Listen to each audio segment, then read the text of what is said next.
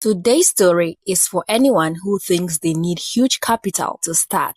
Today's episode will change your mindset. Hi, Jemimah. Fatima, it's a pleasure to be here. You mentioned people advised you to focus on school, not business. How did you stay motivated despite the discouragement? There's this saying that says, keep quiet and let success make the noise. How do you approach competition, especially on a campus where people sell pastries? What is made for me will surely locate me, and that's something that I've held on to. If you had access to unlimited resources, what is the first thing you would upgrade or change about your business? I'll get my own work studio, a place where I can work effortlessly, a place where I can work freely.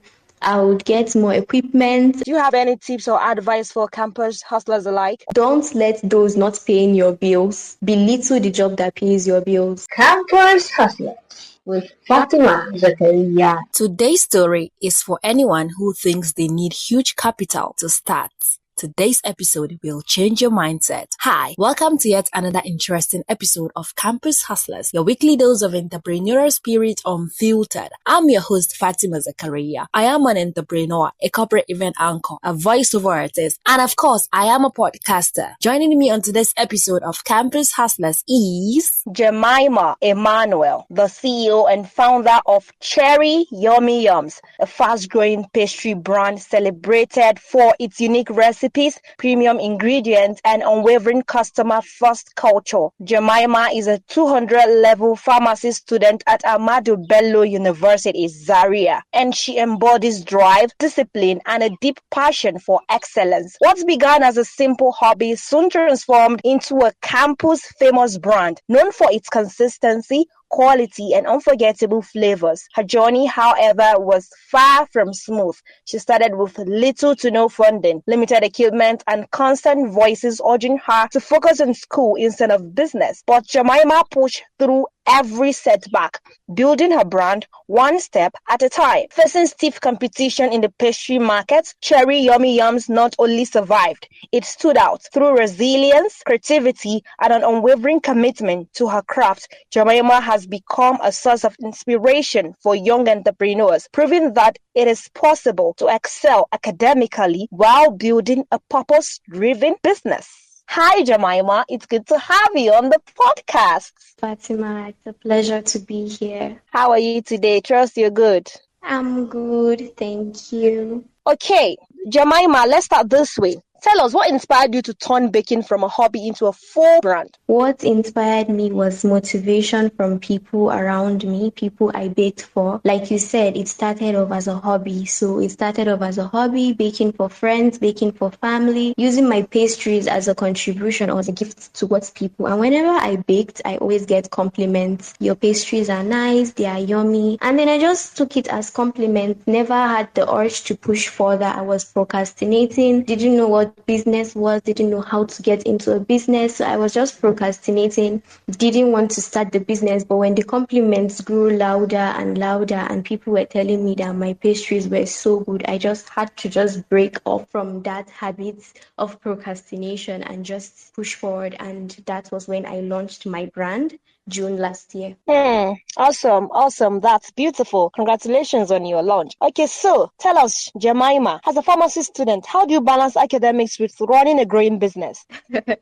Balancing classes and practicals and business wasn't easy at all. The first few months, I found it draining. I would have to miss class, or whenever I'm not missing class, I'm tired. Sometimes I bake throughout the night and I end up sleeping 2-3 a.m. My roommates would be like, wow. And then I wake up, I'm stressed. I'll just have to not go to lectures that day. But then I started prioritizing myself above my academics and even my brand. I started saying that I was important, I needed to rest. So I got a timetable, taking orders only 3 times a week. Maximum, I only took orders 3 times a week. Maybe Monday, Wednesday, and Sunday. Or Monday, I don't know, whatever works for me, but I only take orders 3 times a week, which gave me time to focus on my academics and also rest in between. So that pattern worked well for me. It's worked well. I wasn't drained as much as I used to be. It was okay. I've been doing well ever since. Beautiful. I love that. Proper planning. All right. So now, when I read your bio, you mentioned people advised you to focus on school, not business. How did you stay motivated despite the discouragement? There's this saying that says, keep quiet and let success make the noise. So during those days where these voices clouded my emotions, it clouded my head, my returning clients were my biggest motivators, because it's a different thing for someone to buy something from you once, and it's also a different thing for someone to buy something from you once and come back again for that same thing over and over again. That shows you that you are doing a good job. That shows you that you are on the right path. So my returning clients were one of my biggest motivators, because they bought, they gave me reviews, they kept me going despite the negativity. I have a lot of clients who turned into my friends because they were always motivating me, they were always supporting me. And then when my results were released, I noticed that my business didn't really affect it. You get that kind of drop that you drop and you'll be like, okay, it's because of business or my attention is somewhere else. My results wasn't affected, and I was like, okay, I have no reason to stop. I have no reason to stop. And yes, you have no reason to stop. Everything is going smoothly. Academics is running, personal growth, and your business. I love that. I love that, Jemimah. Okay, so now, Jemimah, tell us, what would you say has been your toughest moment as a student entrepreneur? Do you have any moments like that? I'm so glad that this is a campus edition, so few people will be able to relate with me. So my toughest moment was keeping up to standard. Why did I say keeping up to standard? There's a difference in baking at home and baking in hostel, because I stayed in hostel. I found it hard to keep up with standard because I was in a different environment. The hostel environment is a tight space. My room was a room of 6, where I've been sharing that room with people. It's not only your stuff, you just have a tiny corner to yourself. And at home, I had all the resources, space, and equipment to bake effortlessly. But in hostel, I am met with tight spaces and very unhygienic environment. And I had to put in double the effort to get my tools clean, to get my environment neat before I even begin. And when I'm through, I have to put in double the effort again to tidy up everywhere. But above all, I tried my best to maintain the standard, to make sure that whatever I was doing was clean. So that has been one of my toughest moments. Awesome, Jemimah. Okay, so now, Jemimah, let me ask you. I am also an Abu site, so I can tell that we have a whole lot of people selling pastries in ABU. So tell us, how do you approach competition, especially on a campus where people sell pastries? I know quite a lot of them. How do you handle competition? Well, I think I'll have to give this credit to my mom, because growing up, there was something that she made us understand, which is what is made for me will surely locate me. And that's something that I've held on to. What is made for me will surely locate me. So yes, I have a lot of people who are my friends too, who also bake. But I don't let that discourage me. Zaria is big enough for all of us. I have my audience, they have theirs. So all I do is I just keep doing what I love doing. I keep baking, I keep selling. And there are days in which I'm sick or days in which I'm not able to bake and someone wants something. I don't just hold off and be like, I don't know anyone. I refer them to someone else, because I believe that what is for me will not pass me. Maybe that was that person's luck and I won't just stop that person from getting it. So whenever I'm not available, a lot of my clients, I've referred them to others. Some will even say, no, they don't want. If I'm not available, they don't want. While some will actually patronize that next person, but it won't stop them from patronizing me next time. It won't stop them from referring me. It won't stop them from coming back. Awesome. I love this mindset, actually. And I feel like this is something every human being, we should have such mindset that whatever is yours would surely locate you. Okay, so now let's talk future vision, Jemimah. Tell us, where do you see Chéri Yummy Yums in the next few years? Would you love to practice as a pharmacist after you finish Ahmadu Bello University, or you love to focus on your business fully, or you love to combine both? Okay, I see my brand growing into a trusted name that is known for its quality, creativity, consistency. Yes, I do plan to expand my customer base, to introduce new pastries, and to build a strong online presence. I believe that with time, my brand won't just be a brand, but it will be a safe haven for fresh treats for everyone around. Though whether I'm going to pursue it after pharmacy, or I'm going to continue doing it with pharmacy, or I'm going to take it up full time, I have not made that decision yet. But I know that in the years to come, I am still going to be offering quality service. Awesome. All right, so Jemimah, tell us, if you had access to unlimited resources, what is the first thing you would upgrade or change about your business? Okay, so what I would change is the solution to one of the problems I listed. I'll get my own work studio, a place where I can work effortlessly, a place where I can work freely. I would get more equipment, I'll upgrade my branding, I'll focus more on content. Though I might not be the person that will do it, I might get a social media assistant. So that's something that is top on the priority list if I get unlimited resources. Awesome. And I wish you all the very best. And I pray that this dream, I see this as a dream, and it will definitely come to pass. It will become a reality by God's grace. Amen, ma'am. Okay, now, Jemimah, let's talk lessons learned. What are some of the lessons you've learned so far so good? Wow. Okay. That's a lot, because for someone working with different personality of people, there will definitely be lessons. So I've learned to be patient with my clients. I've learned to tolerate each and every one of them, even though it's not always right, but I've learned to accept the fact that a customer is always right. I've learned to not give into negativity. That's one thing I hold very dear to me. I do not give into negativity. I do not let it get to me. I've learned to always ask for feedback, and that is very important for every business owner out there. Get feedback from your clients, be it the good, be it the bad. Use it for the betterment of your brand. So I've used that feedback to improve my brand. I've also learned that quality matters, so I also strive to always give the best. So I've learned that. Back on what I said about feedback, there was a time I do chin-chin. All this time I used to think that, of course, how we grew up at home, some people's chin-chin used to be hard, some soft. So how I did my own, I always thought that it was the best. I always thought that that's how my clients liked it. Not until someone told me that she would prefer it a little bit softer. And then I improved my recipe, and then I was now able to adjust that recipe. And as I launched the chin-chin again, I actually got reviews from not only that person, from someone else saying that, wow, it was much better. So some people might not voice out because they will not want to hurt your feelings, but you should learn to ask for feedback. Use that feedback to improve your brand. Awesome.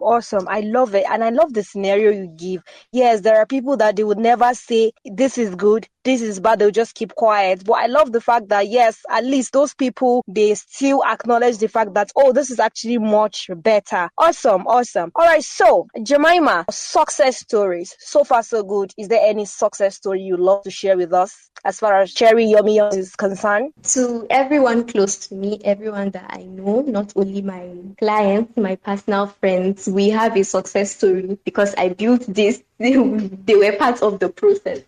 So yes, definitely, Chéri Yummy Yums has a success story. My success story is that I built my brand from scratch. No big equipment, no big capital, just skill and passion. I focused on improving my brand, listening to customers, and delivering quality pastries every single time.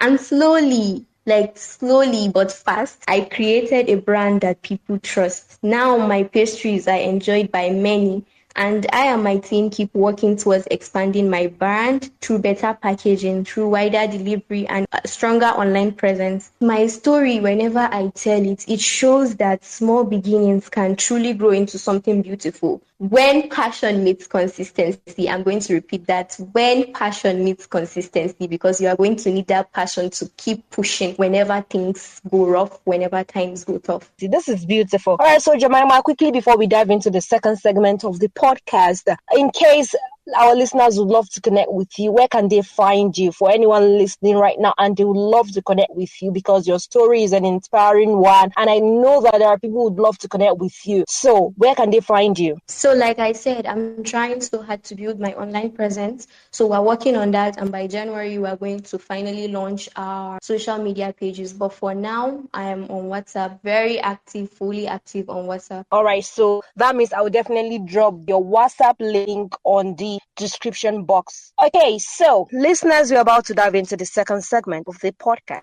and this is the How segment. Campus Hustlers with Fatima, Zakariyya. Welcome to the House segment. Okay, Jemimah is someone who has actually been through all of this. She started her business with little or no funding. Okay, so Jemimah, tell us, how can young people start a business when they have little or no capital? Take us through the how. Starting a business as a student does not require big capital. That is a controversy that is out there. That's a thought that is out there. That's a thought that has filled our heads. Very large capital need to look for loans from parents, from friends, from bank apps.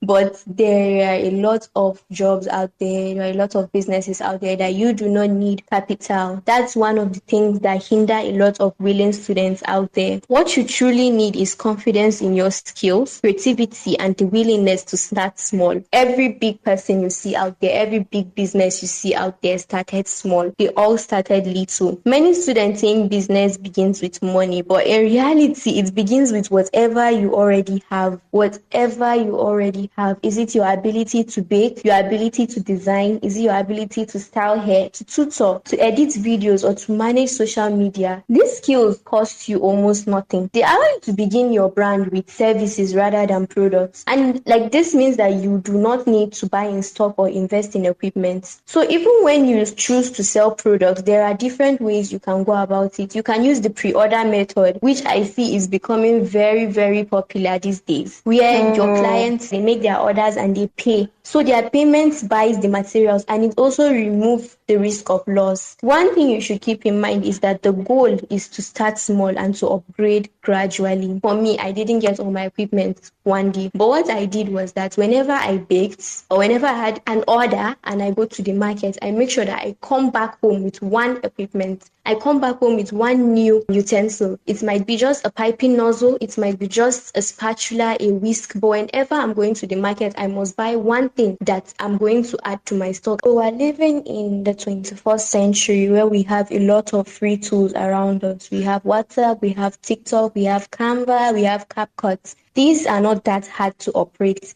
and you can use it to promote and manage your business at zero cost. One thing we all should keep in mind is that your first market, your first customers are the people around you, your classmates, your hostel mates, your neighbors, and your friends. Yeah, funny enough, there are some people that they'll say they don't market their things to their friends, or they don't sell their things to their friends, or they don't do business with friends. Because of course they are friends, so they will not give them money, or they will not give the full money, or they'll be asking for discounts. Now as far you're my friend, how far give me discount, how far give me, I'll pay you back. But one thing you should understand is that your first market are those friends around you, your classmates, your hostel mates, your neighbors. So you don't really need a shop to begin. What really matters is that you should learn to keep your costs low, to remain consistent even when sales are slow. It's all a season. Giving quality products and believing that your small business can grow into something meaningful. You have to have that passion, that mindset that yes, I'm just starting, but I have the potentials to grow. I have the potentials to expand. And then you don't need plenty money to start, honestly. You just need skills. You need a phone. You need to plan. Yes. Instead of money, let all that energy go into planning. And then you need the courage to take the first step. You need that tiny push, that tiny motivation to make you take that first step. Awesome. I love it. I love the fact that you did justice to the how segment on how young people can actually start a business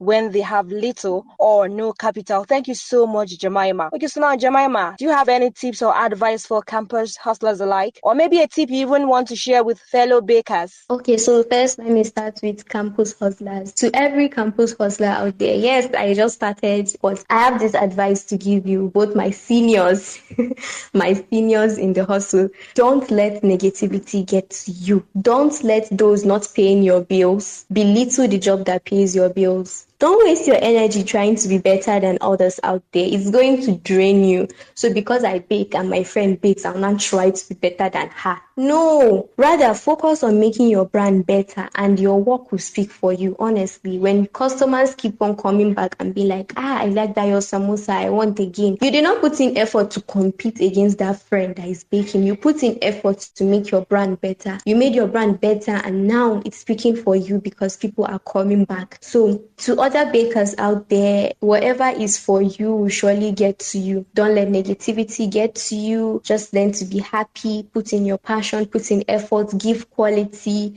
have a very open mindset, be happy, love yourself, give yourself princess treatment, take care of yourself. And I just wish every hustler out there all the best. I pray that each and every one of us are able to fulfill all our needs, and may the Lord Almighty continue to bless our hustle. A very big amen to that. Thank you so much, Jemimah. It has really been an amazing time with you. Trust me. Thank you so much for coming on my podcast. Thank you so much, Fatima. Your work is beautiful. I've seen other episodes and they are all amazing. I'll say you do a good job. Thank you for recognizing talent. Thank you for taking time out to appreciate us. Thank you for recognizing talent.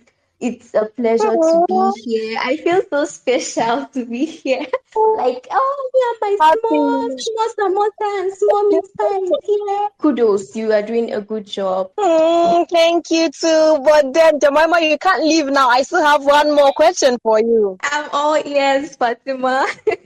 Okay, so let me ask you this question. If you had to survive a whole day eating only one item from Chéri Yummy Yums, which one are you choosing and why? Okay, if I'm to survive a whole day eating just one item from Chéri Yummy Yums, what will it be? So I'm going to be biased. Why? Because I'm someone that, yes, I love sugar, but there are some days that I don't take sugar. So I'm going to take every sweet treat out of the question. What is that one thing that I'll eat and I'll eat and I'll eat? It is Chéri Yummy Yums samosa. Have you tried that? I'm sure you haven't. It is my samosa. I can go a whole day just eating samosa. I'll take a break. I'll come back. I'll eat samosa. But when we go over to the sweet treats, please don't tell me that you've never eaten Chéri Yummy Yums red velvet cake. Oopsie, you might have been missing.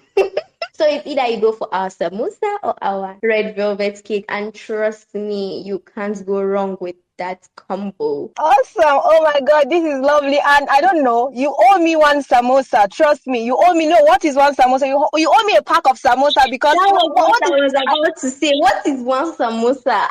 I'm swallowing my saliva. What's that? I owe you more than just one samosa, January, by God's grace. All right. Thank you so much. Like I said, Jemimah, it has really been an amazing time with you. Thank you so much for coming on my podcast.